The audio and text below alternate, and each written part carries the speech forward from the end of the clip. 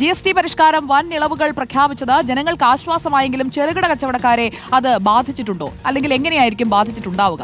GST പരിഷ്കാരം നിലവിൽ വന്നപ്പോൾ പലരുടെയും കൈവശമുള്ളത് പഴയ സ്റ്റോക്കാണ് എന്നതുകൂടി മുൻനിർത്തിയാണ് ഈ ചോദ്യം. പുതിയ നിരക്കിൽ ഇത് വിറ്റാൽ അവർക്ക് ലഭിക്കുന്ന ലാഭം കുറയുകയോ നഷ്ടമുണ്ടാവുകയോ ചെയ്യാം. എന്താണ് ചെറുകിട കച്ചവടക്കാർക്ക് പറയാനുള്ളതെന്ന് നമുക്ക് പരിശോധിക്കാം.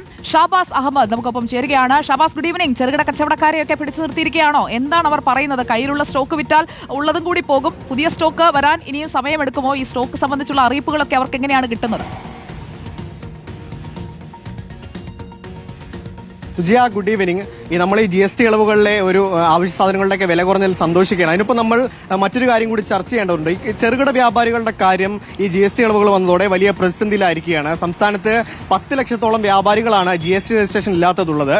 അവരുടെയൊക്കെ പക്കലുള്ളത് ഈ GST ഇളവ് നിലവിൽ വരുന്നതിന് മുമ്പുള്ള സ്റ്റോക്കുകളാണ്. അതായത് ഈ വില കൂടിയ സ്റ്റോക്കുകളാണ് അവരുടെ കയ്യിലുള്ളത്. ഈ GST ഇളവ് വന്നതോടുകൂടി ഈ സൂപ്പർ മാർക്കറ്റുകളിലും മറ്റും ഈ കുറഞ്ഞ നിരക്കിന് GST ഇളവ് വരുത്തിയ ശേഷമുള്ള നിരക്കിന് ഈ സാധനങ്ങൾ വിൽക്കാൻ തുടങ്ങി. അപ്പോൾ ഇവരുടെ കയ്യിലുള്ള ഈ കൂടിയ നിരക്കിലുള്ള സാധനം ഏത് നിരക്കിൽ വിൽക്കുമെന്ന ഒരു കൺഫ്യൂഷനാണ് ഇവർക്കുള്ളത്. കാരണം ഈ കുറഞ്ഞ നിരക്കിൽ വിറ്റുകഴിഞ്ഞാൽ അവർക്കത് വലിയ നഷ്ടമുണ്ടാക്കും, അല്ലെങ്കിൽ നേരിയ ലാഭം മാത്രമേ ലഭിക്കുകയുള്ളൂ. അതല്ല, ഇനി പഴയ നിരക്കിൽ വിൽക്കുകയാണെങ്കിൽ ഈ ആളുകളൊക്കെ ഈ കുറഞ്ഞ നിരക്കിൽ വാങ്ങുന്നതിനായി സൂപ്പർ മാർക്കറ്റുകളിലേക്ക് പോകും. ഇവിടെ നമുക്ക് ഈ പള്ളുരുത്തിയിലെ കൊച്ചിയിലെ ഒരു കടക്കാരുണ്ട്.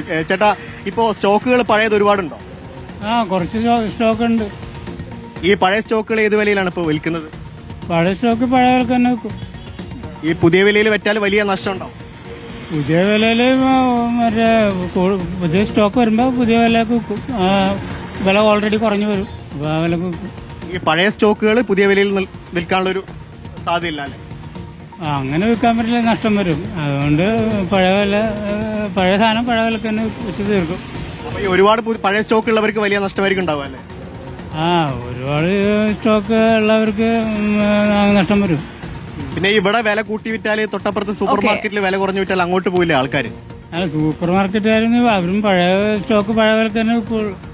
സുജി, അത് തന്നെയാണ്. അപ്പൊ ഈ സ്റ്റോക്കുകൾ ഏത് വിലയിൽ വിൽക്കണമെന്നൊരു കാര്യമാണ് ഇവർ ചോദിക്കുന്നത്. അപ്പം ഇങ്ങനെ വില കുറച്ച് വിറ്റാൽ ഉണ്ടാകുന്ന നഷ്ടത്തിന് ആര് ഉത്തരം നൽകും, അല്ലെങ്കിൽ ആര് പരിഹാരം കണ്ടെത്തും? അതാണ്, ഞങ്ങളുടെ കാശ് പോയി കഴിഞ്ഞാൽ GST ഒന്നും അത് തിരിച്ചു തരില്ലല്ലോ, അല്ലെങ്കിൽ GST പരിഷ്കാരം വരുത്തിയ മന്ത്രി ഒന്നും തിരിച്ചു തരില്ലല്ലോ എന്ന് ചെറുകിട കച്ചവടക്കാർ ചോദിക്കുന്നുണ്ട്. Thank you Shahbaz.